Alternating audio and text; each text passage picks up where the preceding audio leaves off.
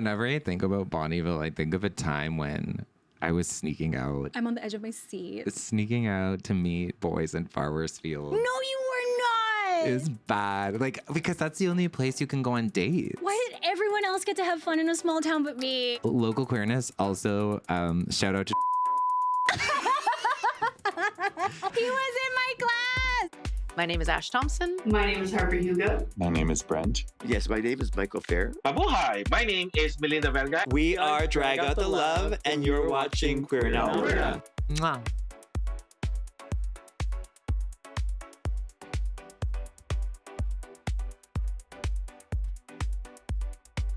Welcome back to Queer in Alberta, the podcast where I chat with 2S LGBTQIA+ Albertans from all across the province. Queer in Alberta is filmed on Treaty 7 territory here in the city of Lethbridge, Alberta, home of the Blackfoot Confederacy, as well as the Oti-Pimsawak Métis government in the Alberta District Number 1.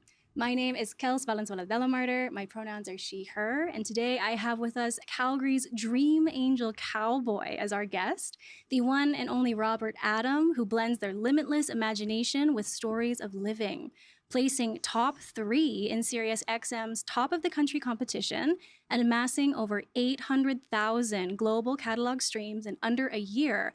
Robert is a force to be reckoned with. His artistry was born of the country, a little west of Bonnyville, and Robert is known for their angelic, inviting presence and breaking barriers between generations.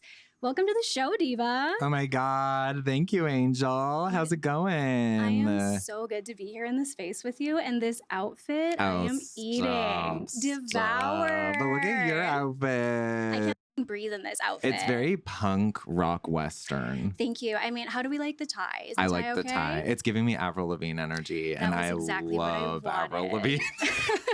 I mean, I think Avril Lavigne and that whole like skater boy era. Oh my God. Quintessential to my gender as a youth. I Come on. literally just went to her concert like a couple weeks No, you ago. did not. I did. And you didn't invite me? I'm sorry. Fake friend. I'm sorry. Fake I'm so sorry. But it was friend. everything. I just want you to know Avril Lavigne still is doing it and sounds so good. And not aging. I feel like there's that whole No. conspiracy theory about her, The but clone that's a theory. different podcast. Different podcast. Oh my God. But it is so nice to see you. Yeah, it's literally been. I mean, I saw you this summer. Yes, over the FaceTime. I feel like we've been talking about doing this interview for quite a Mhm. while, but we're actually doing it. Now we're doing it for realsies. live HD. No pressure, right? Yeah. Oh my God. No pressure. Well, I mean, it's so fun because not only like have we had this connection over the summer that we're talking about, but this is a fun little episode because we're both from the same little small town called Bonnyville, Alberta, and have known each other for a minute. For a minute. Like, we're Mhm. talking decades. Decades. I mean, over the summer, I was like, I feel like I've watched you do music my whole life. Decades, And here you though. are. This is making me feel really old. I shouldn't have said decades. Did I just Decades. out us like that? A little bit. But, you know, we're still glowing. Everything is still perky. Yeah, we're still good. looking cute. Oh my so. God. Well, thank you for being here in the space with me. And you know what? We start off episodes with a fun little segment called Quickfire Queer. Okay. Are you ready? I'm ready. All right. Quickfire Queer is 5 rapid-fire fruity questions Okay. with Robert having 5 seconds to answer. Okay, Shall we do it? let's do it. Okay. What is your favorite song from your new album? Oh my God. My favorite song from my new album coming out October 2025 is Autumn Time. Autumn Time. Okay. It's funny doing Quickfire Queer because I feel like the last 2 guests have gone over, so I gotta be strict. Okay. Who is your ultimate musical inspiration? Oh my God. I'd have to say Casey Musgraves and Dolly Parton. Boom, easy. What Alberta town or city has the best audiences? Oh, Calgary. I mean, I'm a bit biased. Mm-hmm. Who throws the best pride in Alberta? Lethbridge. Yo, playing Lethbridge was my Boom, boom, favorite gig. One of my favorite gigs this summer. Oh yeah, we're gonna get into that later. 'cause Yeah. You slayed. Oh, It's stop so it. good. Stop it. But this is my favorite one for this round. What is the queerest thing about Bonnyville, Alberta? Nothing. Me and Kelsey. Hesitation. Literally us. That's so funny. Literally in my notes, I was like, Diva, is it us? It is It might us. be. It is us. I think it might be us. It is us. My like, no alternate- shade, all tea. I think my alternate answer is like, because again, formative to our high school experience, Yeah. the BCHS drama department. Oh my Shut God. up. Miss Baker, Miss Mrs. Reed. Baker. It's, If you're you know watching, what? If you're watching this, we love you and still love you. Hi. Thank you for supporting us even before before we knew. Yeah, you even know? before the haircut. Yeah, Girl. the hair growth or the haircut. Only two options. Yeah. Only two options. Oh my God. Well, that's your quick fire queer, honey. We were saying earlier how we know each other, Bonnyville. Like, I remember coming to your house when we were young and like literally playing Wii in your parents' basement Oh with my your sister gosh. Heather. And like, Yes. did you ever think that 10, 15 years later, we'd be here on this gay podcast? To be honest, no. No, I don't think I thought about it either. No, I remember you were like showing me some like martial arts moves. Were you in karate? Yeah, I Do you study was. karate? I made it to in a different were- life. You were actually like really high up, if I'm not Yeah. mistaken. What belt did you get to? I was like brown belt, and Oh I my was about to go gosh. for my red belt, which I think, if I remember, was like junior black belt because I was under. No, that's like a 18. high rank. It was kind of slay. I know the martial arts world. I want to be in a martial arts movie one day. That's a goal of mine. I would eat that up in a heartbeat. Like- what would you do? Oh, picture this with me. Paint it.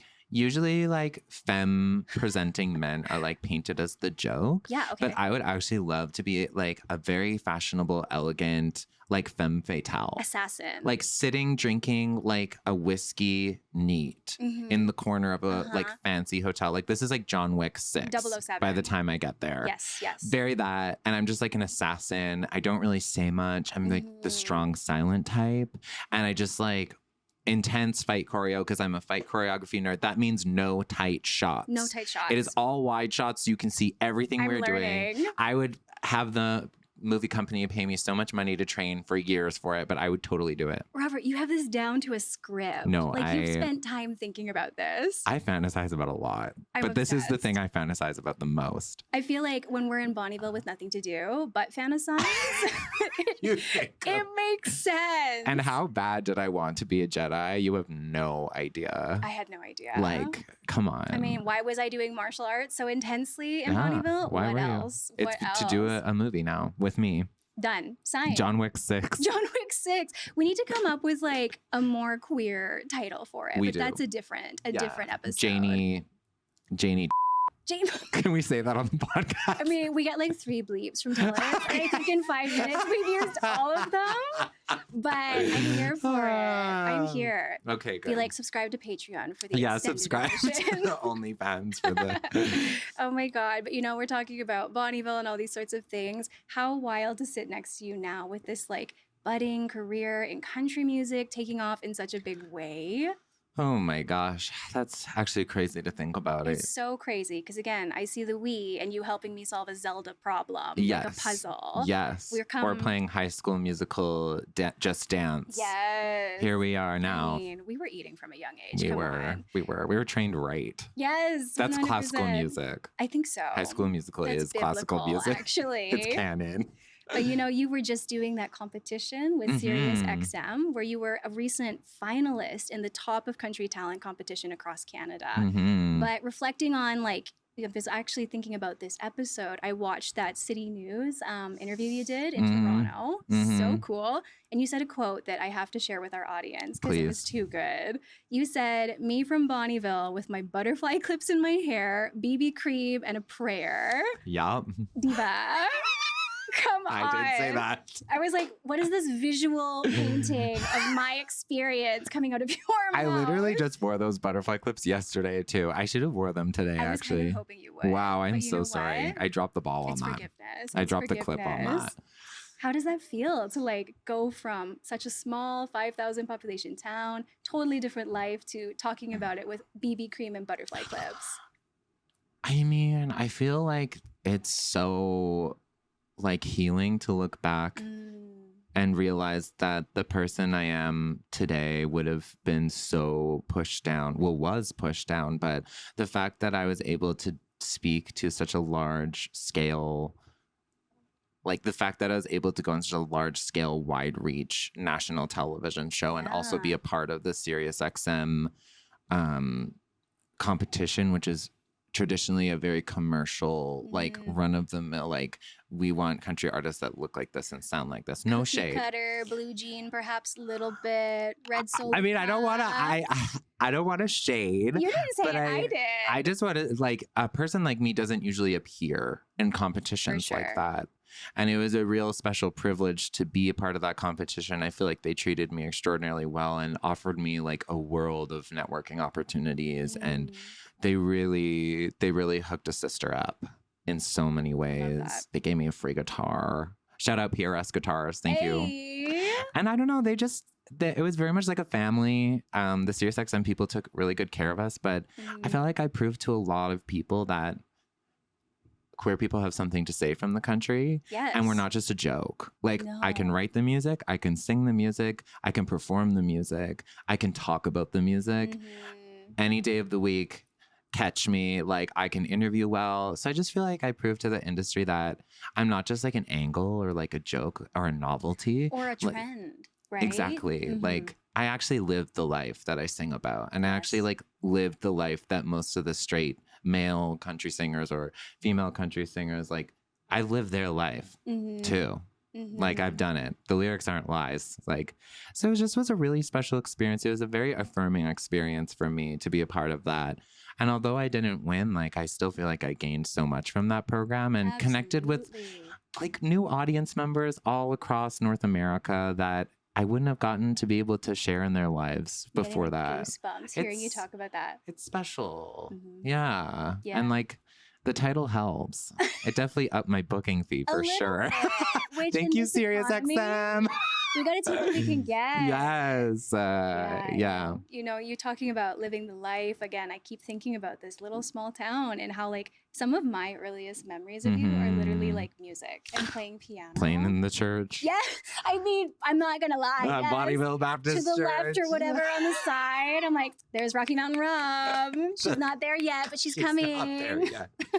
Like with the family worship group. Oh my God. Me, Heather, my dad, and my mom. Yeah, that's so wild. Because yes, Heather is also a musician here in Calgary. Yeah. It runs in the family. Do you ever like have moments where you could fully sing all the lyrics to some of the worship songs we used to sing to? Like, I think if someone actually, I don't mean to trigger anybody here. You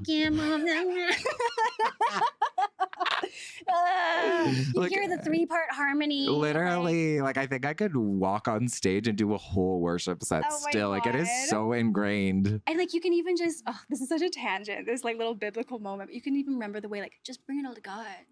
Oh my God. Lay it down. The spiritualism. Oh God. But you know what? Maybe that's where our flirt with theater comes from. Church is theater. From a young age. Oh my God. But, you know, again, the church, the theater of it all. Let's really take it back to that 5,000 population town for a second that you and I came from. And maybe let's have a fun spin on it. So what are some of these things about us today that despite moving away are maybe iconically and quintessentially Bonnyville? Swish LA still feels special to me. Okay, I tell this to everybody, like driving to Cold Lake to go to Boston Pizza. Literally. To celebrate every occasion. Grad, wedding, birthday, graduation, anything. like baptism, like... Yeah, Boston Pizzas has seen us through so many life events. Literally. And so many life events of rural Albertans. No city people will ever understand that. They will also, like, they'll never understand also driving to Edmonton to get the Swiss Chalet, because that was like a high tier treat. Oh my God. And like driving to Edmonton, but from Bonnyville, it's like 3.5 hours. Yeah. And then being like, Slay, I'm just going to do it again on the way back in one day. Like the day trips to Edmonton, I would never. I can't. I would never do that. I can't. I'm getting so heated. I just bumped my mic. It's real. It's so real. Passionate. I'm just thinking about like sitting in my parents' Dodge Windstar on the way to Edmonton. Did it have a DVD player in the back? No, we had to have the portable ones that you like, my gosh. which were so slay, honestly, as a they kid. Were. They were and the you coolest. put stickers all over them. Duh, obviously. This is a millennial type. What was that about decades that you said earlier? You keep that over there. Yeah. No, thank you. You're probably on the cusp of Gen Z, though, because my sister's on the cusp of being a Gen Z. We're that funky, like, zillennial. Zillennial, you're definitely. Even in that phrase there, that sentence, zillennial, it's like, I think, flagging something. Yeah, it's horrifying. Me. Yeah. I think we were just talking about those last, like, Bonnyvillisms. Mine is that to this day, I'm at a restaurant. I'm having a meal with a friend, with a bestie. We're about to, like, maybe gossip a little bit. Chismosa, as us Filipinos say. You do the... and look around. You have to. And make sure that whatever, is not in the building. Or like whoever's boyfriend or family. At the Sobeys, at the Real Canadian Wholesale at the Club. 7-Eleven across You from high cannot school. talk blank. You can't talk unless blank, because I don't want to like get moderated here. You have to make sure that the person you're talking about is not there. But let me tell you something about small towns. I'm ready. Small town people love to talk. Oh my God, because there's nothing else to do. It is a whole art form in small towns.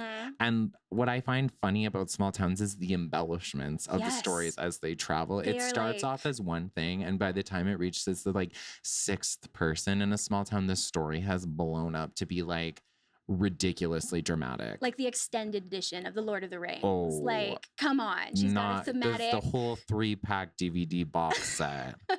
Like, we're going to Moria and back.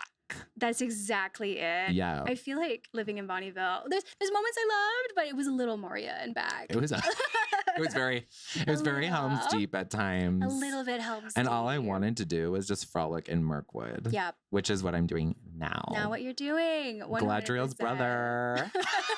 I mean, she's glowing. Rings of Power. If you need an elf, call me. Call Robert. Yes, right over there. Call me.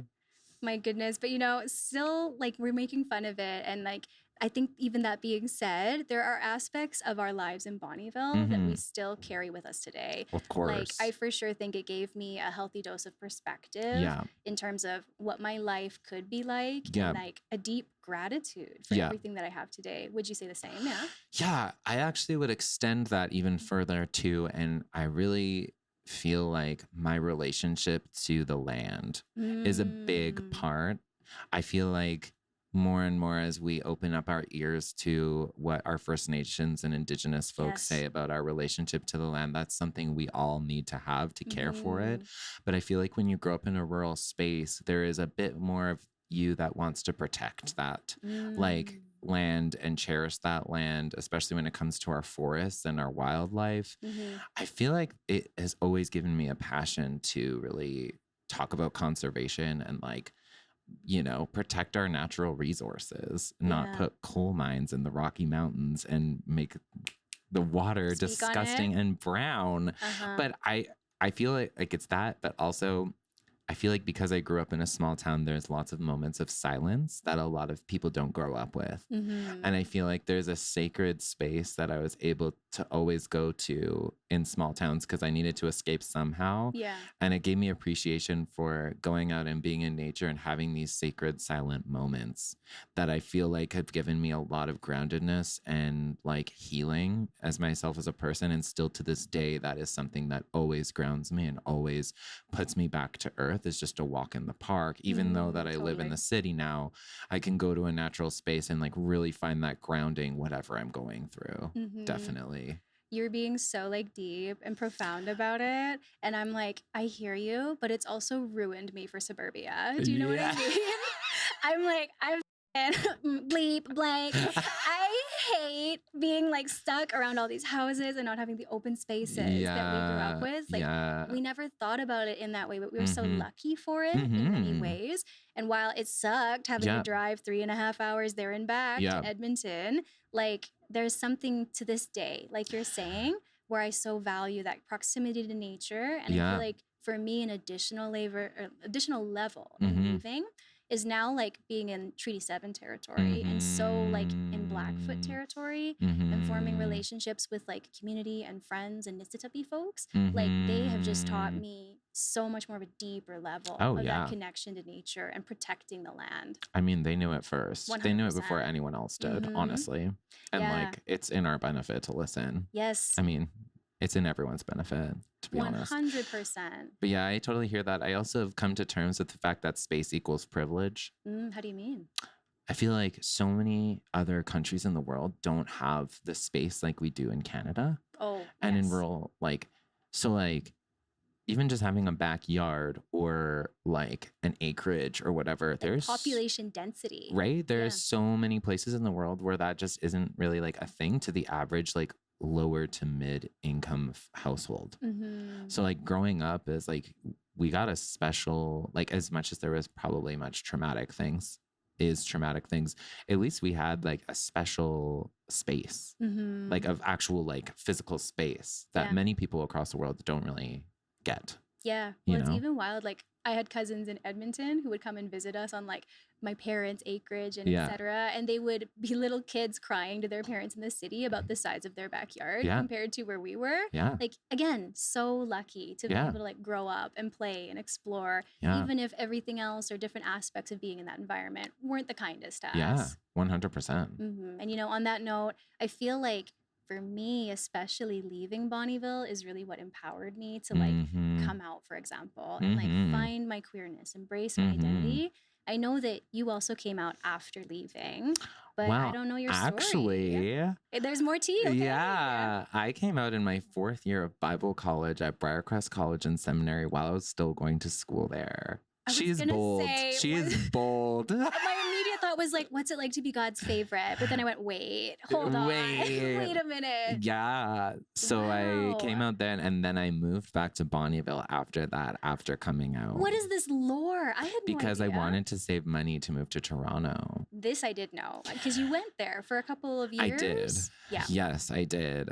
So I had lived with my parents and they on the surface said they were okay. Okay, this is when you came back. With me being gay, but they really weren't okay with it and would say different things. I mean, I love my parents now. My parents have really come a long way and have really done a lot of work and I really love them. This is just reflection on the back. No hate to Shane and Arlene.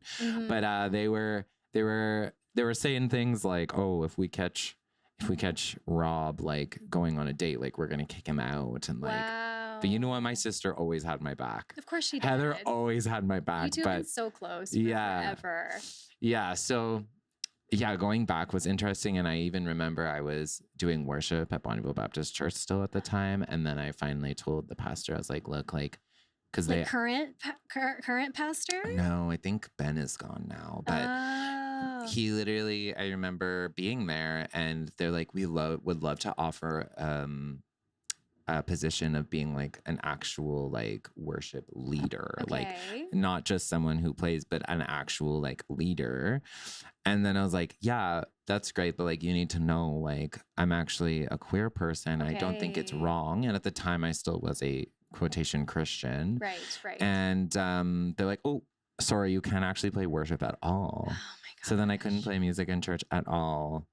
Which was like such a love for you. It was. Yeah. But like looking back, it's like it just allowed me to do music that wasn't Christian, which is it was needed. Like it was needed. Here we are now in a whole arc. Yeah. So I mean, you know, our journeys definitely can shape and mold our paths for sure. But you know, I also had some friends that like, you know, I had my friend Bethany Olson. Shout out to Bethany Olson. Always had my back. My sister had my back. So like the thing about small towns is people can be really awful, but there are always a few gems that are so good because the bonds you make with people in small towns are incredibly strong. Like they have to be strong because there has to be some sort of like glue that holds us all together. So the people that got you really got you in small towns. Well, I mean, I even like, if I can say it on a personal note, I feel that with you a little bit. Because like, you know, without getting too deep, throughout the years, even if we didn't see each other, like it's been probably a decade since I saw you in person. If I was going through something, you know, when I was still reconciling with my faith journey or how I identified all those things, I would send you a message and you always took the time to like respond to me because you understood growing up in the same church, the same place. Like, I just feel like even if we weren't always like talking then, that experience is what's connected us in this way today. I'm really grateful for it. It's like such a niche experience too. That oh my God, yeah. It's difficult to a limited edition release that only like 3 of us got. The deluxe edition of the vinyl of growing up Christian in a small town. You know, and I think you also had the added, you know, being a Filipino and not understanding it when I was there. You know, right. Like I feel when I was growing up, it was like, and I've said this on the show before, like I knew my family was Filipino, but was so disconnected from how I viewed myself and didn't understand so many of the experiences I had in the world that were affected by my race race and ethnicity. It was just like a huge unlearning in so many areas, moving away. Oh, yeah. Wow. But here you are. But here I am. Shining. Glowing with my Sailor Moon highlight. People can do hard things. The glitter. The Keep glitter. smiling. Keep shining. I will, just for you. Just for you.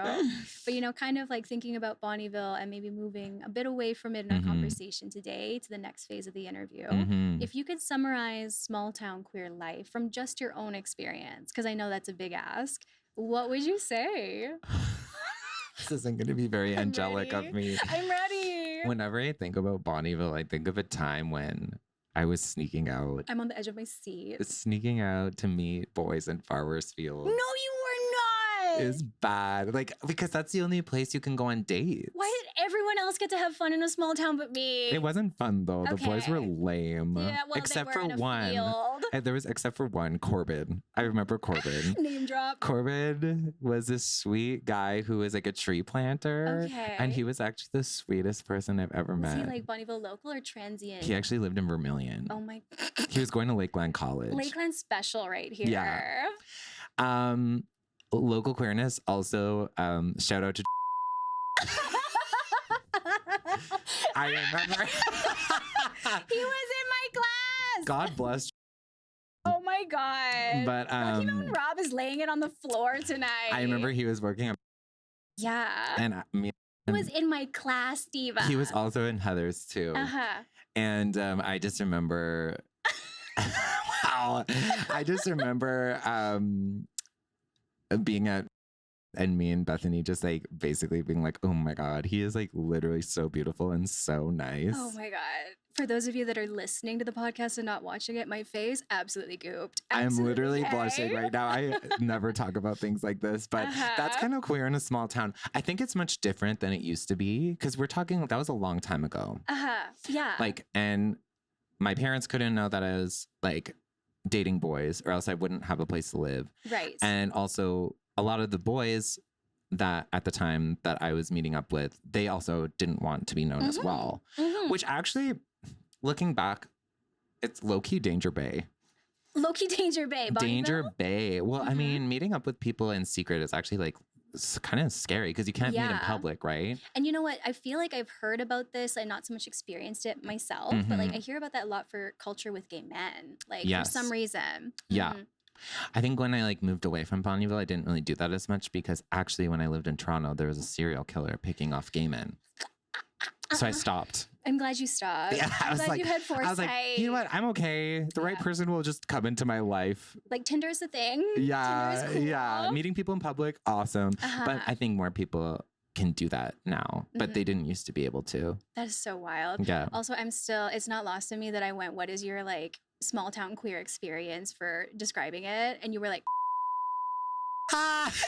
he would love that. I still talk to every now and then, that's so but funny. I think he's like really happy with like I think with like a cute little partner. I've heard rumors a little bit, but like that is a severe, like what a amazing aura that individual has to make it into this podcast. Such an absolute icon who's such a sweetheart. He was very kind too. One of my first crushes for sure. Oh my God. Yeah. This is like the insider scoop. This is like old, like young Rob. Just young. We're talking like 21, 22 in Danger Bay. In a field. In a field. That's so good. In my beater of a Ford Fusion car. This is why you have the authenticity to write the music that you do today. Yes, no one can tell me. I mean, I don't even think people realize when they listen to the lyrics what I'm talking about. Like, you know.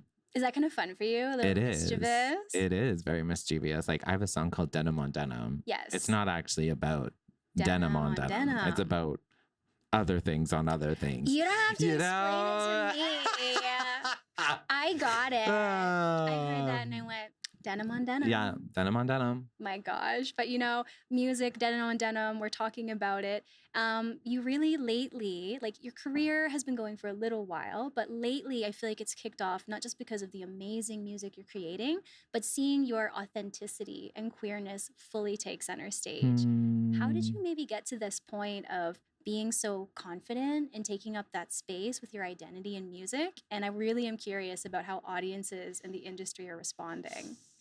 I feel like it wasn't necessarily a choice. It just was like I've always felt like I've had this like voice or like light inside myself that has told me what I needed to be and when I needed to be it. Like, I love that.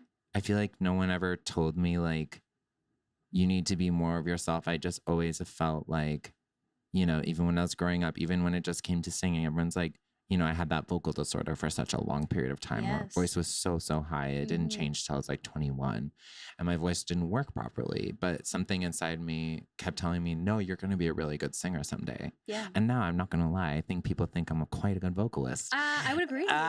You know, but it also was the same thing of like being myself. I was 4th year at Bible college, probably not the most convenient time to come out. But one day I just woke up and like that intuition in myself is like, it's time, baby. Yeah.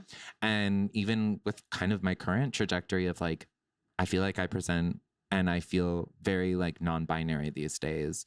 And I feel like I love carrying aspects of both genders, but it kind of was another movement where it's just like kind of like, I don't really care to please other people. This is just how I feel on the inside and I just do it. But I also feel like that's paired with the more healing you do as a person, the more comfortable you feel expressing yourself and doing what you're supposed to actually be doing. So I feel like all of this trajectory has matched up with healing that I've like done with myself and like journeys of self-love that I've been on, which then equals like another piece of myself I get to take back. Yes. You know? Yeah. And I feel like, would you agree? Because for me, I feel like time as well has been like the biggest building block for strength. And like 100%. Because we both maybe, without getting it too deep, really, really heavy, experienced some rejection from people that we loved, right? Unrequited love, perhaps. Yes. When we first were figuring ourselves out. Yeah. Doing this whole crazy thing called life, let alone figuring out your queerness. Yeah.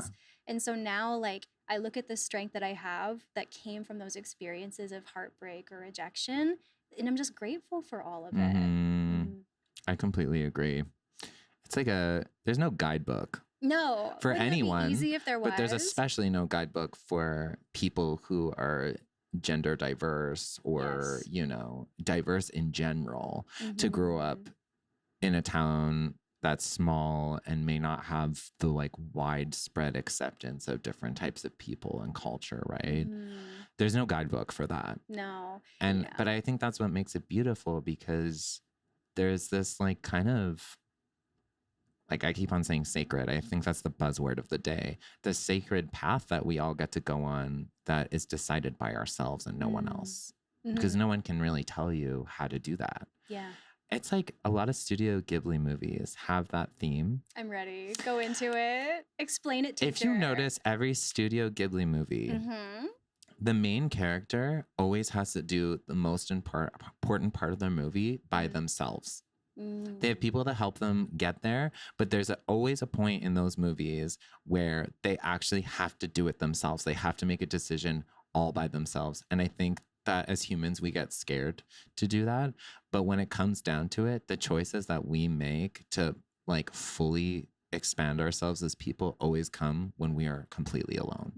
And it doesn't have to be a scary thing, and it doesn't have to be like a horrible thing. It can actually be a space where you can change your whole life. You know, like the power we have within ourselves is way more than we would think. You know that meme from the Spider-Man, like Into the Spider-Verse movie recently? Where they're like all pointing at each other. Not that one, Not where that it's one. like Peter Parker and then Miles Morales just like looking at him in awe, trying to be Peter Parker. Yeah. That's what I feel like my face is giving, listening to you explain this like Studio Ghibli analogy for life with wisdom and grace. There's so much profound stuff. You know, Sailor Moon, Studio Ghibli, so much anime. There's so much profound lessons we all can learn. Yes, absolutely. And I just feel like that strength that you're talking about and like the strength of the individual, I'm so grateful for my queerness because I feel like it gave me that strength. Like queer people are divergent. They go against the norm. They challenge boundaries and stereotypes, and they live audaciously. I don't know that I would have been able to achieve or experience a lot of the things that I've done today if I was straight. And I'm happy with the way things turned out. Like there's a specific lens in which we like view the world and see the world because, you know, there's a unique journey we've had to be on, but it can be used as a superpower. I think a lot of things that like were a hindrance to us, we can like pivot and make it work for us and for the betterment of other people. Making beauty out of those hardships. And I think like your music does that and your personhood really does that. Thank you. I'm just having the best time chatting with you thank today. you so much. Wow. It's not just the Glossier blush that's making me blush. You're welcome. Welcome to the show, the experience. You know, as one maybe last note for like talking about small town queer experiences, you and I are both really grateful, I think, for leaving. And while we have that reverence and respect for our time there, don't envision going back. No. But some people just love small town life, or maybe they can't leave. So maybe what would you say to folks living in rural communities today? Oh, take up your space. Yes. If you don't want to leave, don't leave. Like even if you're a queer person, you have every right to live in a small town. You know, and I'm seeing a lot more queer people settle in small towns these days. Isn't it interesting? And I love it because queer people are a spectrum too with where they want to live. Like they don't, you know, I think if I got very rich and famous, I'd be living on a ranch somewhere, you know, with all my horses. What was it? Rocky Mountain Lot? Rocky Mountain Lot. Go stream that on Apple Music, Spotify. Actually, don't listen to that. That's an old recording. It's a very young Rob singing. Listen to Whiskey on Your Words. Listen to Bailing Twine. Listen to Moonlight Magic. Go for the new stuff. Those are the high budge recordings. But you could do the anthology look. Yeah, okay, the anthology. Season 1. Yeah, I would just tell queer people to take up space and live where you want to live, and don't let anyone tell you where to exist and where not to exist. If you know you still feel comfortable in a small town, and if that's where your life takes place, like go for it, because you're also going to be an example to all the other small town queer kids just by being there. You know, because you know there's queer farmers. Have you seen Farming for Love on TV? No. It's like this I need to watch whole this? reality show. My lesbian bandmates watch it. Okay, so I need to watch it. You need to watch it. Right There's like queer couples on it that are like farmers. Of course. Horticulture, agriculture. Yeah. So like the queers are doing the agriculture They now, are. and I love it. They're but upholding that's society. what I would say. Be yourself. Don't let anyone tell you who you need to be. And if you want to stay in the small town, like get it. If you want to leave and you feel like you need to leave because that light inside of you is telling you it's time to go, just do it. You won't regret it. It might be hard at first, but it'll probably work out to be better in the end. I love that. Yeah. You know, this last question that I have for you, it really follows quite nicely with that one there, because here you are again, like, I feel like you've just come so far and you've weathered so much and you're really, really strong and able to speak to that experience. I'm glad it looks like that. I'm still a Cancer. I still cry all the time. A little bit. But the reason I say that is because, again, like it didn't start that way. So if you could say something to Robert back in Bonnyville as the dream angel cowboy that you are today, what would it be? Oh my God. Pulling a RuPaul. Where's the picture? What would you say to little Rob?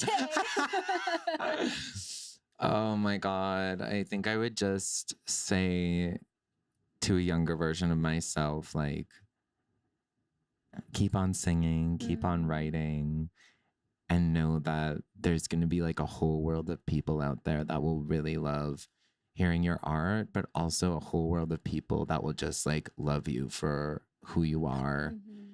Play with dollies. Yes. You know, don't be embarrassed when you want to put makeup on your cousins. Don't be embarrassed when you want to put on little shows for your grandparents. And just know that although people tell you the only power ever comes from this jealous, toxic God, the power actually comes from within you. Because you're an angel, baby. You're an angel. Future dream cowboy incoming. Yes. I love that. Thank you so much for joining me in the space today. And I think you have one last final little treat for my audience. Oh, yeah. Something really special. A Queer in Alberta first, if I may. I'm going to play a little song. Oh my God. Oh my God. What song is it again? It's called Angels Never Die. Angels Never Die. Well, this is going to be a premiere exclusive release because this song's not even out yet. Is that right? Not even out. Divas. I hooked it up for you. I really did. Y'all, Kelsey did. Thank you. This is, what was it again? Angels Never Die. This is Angels Never Die by the one and only Robert Adam. Cool. Take it away. Maddie didn't win the high school talent show. Crying that she sung flat on the final note. Ashley was a winner, but it sure wasn't her. When her agent flashed the hundo and the judges had his turn. No, Maddie's papa could not afford no singing lessons, so she practiced hard to Patsy's mouth lessons. Late nights by a singer, sewing sequins to a skirt. At her mama's picture says, I'm gonna be just like her. Dreams give us wings to go on another day, and lifts us high above to see another way. 100 no's can lead to one big yes, and pack us in a diamond that shine brighter than the rest. So sweetheart, don't you cry, 'cause angels never die. Johnny missed making hockey triple A. Nerves cramped up and slap shot, and the scouts of their minds made. Skates back to the box, overcome by surprise. That big strong man like him would have to hide his teary eyes. His sister Becky burst right into that locker and strut her way past all the naked blushing moons. Plants her feet right in front of Johnny, says, don't you even dare think that you won't make it when you try again next year. Dreams give us wings to go on another day, and lifts us high above to see another way. 100 no's can lead to one big yes, and pack us in a diamond that shine brighter than the rest. So sweetheart, don't you cry, 'cause angels never die. Whether you make it to the goalpost or end up somewhere else, your dreams ain't a fleeting thing that quickly fell. They'll take you to the right place where you need to be. 'Cause God don't make no mistakes when giving darlings dreams. Dreams give us wings to go on another day, and lifts us high above to see another way. 100 no's can lead to one big yes, and pack us in a diamond that shine brighter than the rest. So sweetheart, don't you cry, 'cause angels never die.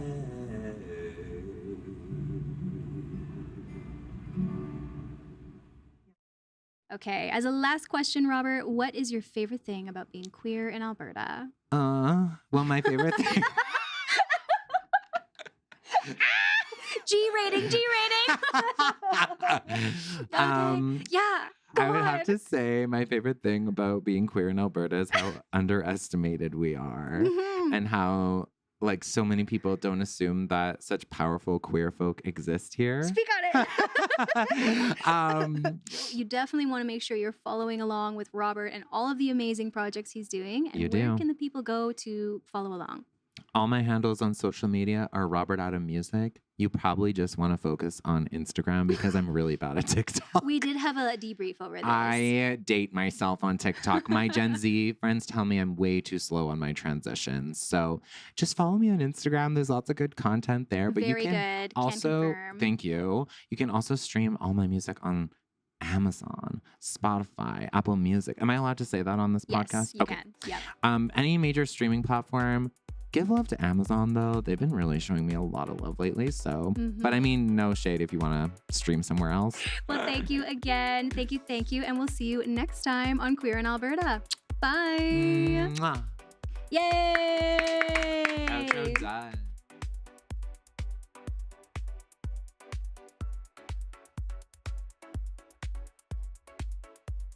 Coming up next on Queer in Alberta. even my dad, like my dad saw episode 4, or when he did see episode 4, which is like my meltdown episode. Yeah, iconic. He was like, oh, you just went there to fight.